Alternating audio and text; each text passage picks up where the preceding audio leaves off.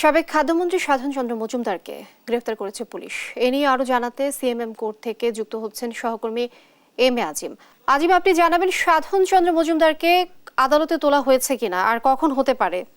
সাধন চন্দ্র মজুমদারকে কিছুক্ষণ আগে আদালতে তোলা হয় এবং তাকে কিন্তু রিমান্ড আবেদন করা হয়। 10 দিনের রিমান্ড চায় পুলিশ এবং তার কিন্তু 7 দিনের রিমান্ড মঞ্জুর করেছে। এছাড়াও যে কৃষক লীগের যে সভাপতি সমীর চন্দ্র, তারও কিন্তু রিমান্ড চাওয়া হয়। তার 3 দিনের রিমান্ড মঞ্জুর করা হয় এবং আইনজীবীরা কিছুক্ষণ আগে আমাদের এখানে কথা বলেছেন এবং তার পক্ষের যে আইনজীবীরা রয়েছেন তারা কিন্তু জামিন চেয়েছিলেন এবং তারা তাদের শারীরিক সমস্যার কথা তুলে ধরেছেন এবং তারপরেও কিন্তু যে মামলাগুলো তাদের বিরুদ্ধে আনা হয়েছে সেগুলোর দীর্ঘ তদন্ত বা আরও যে তথ্য উপাত্ত সেগুলো উদ্ঘাটনের জন্য কিন্তু আসলে তাদেরকে রিমান্ড মঞ্জুর করা হয়েছে। সেক্ষেত্রে খাদ্যমন্ত্রীর 7 দিন এবং কৃষক লীগের যে সভাপতি তার কিন্তু 3 দিনের রিমান্ড দেওয়া হয়েছে। তাদেরকে এই মুহূর্তে আদালতের যে হাজতখানা সেখানে তাদেরকে নিয়ে যাওয়া হয়েছে এবং সেখান থেকে হয়তোবা তাদেরকে ডিবি কার্যালয়ে নেওয়া হবে। কারণ আমরা এর আগে যে সকল আসামিদের যে এই সরকার পতনের পর আওয়ামী লীগ নেতাদের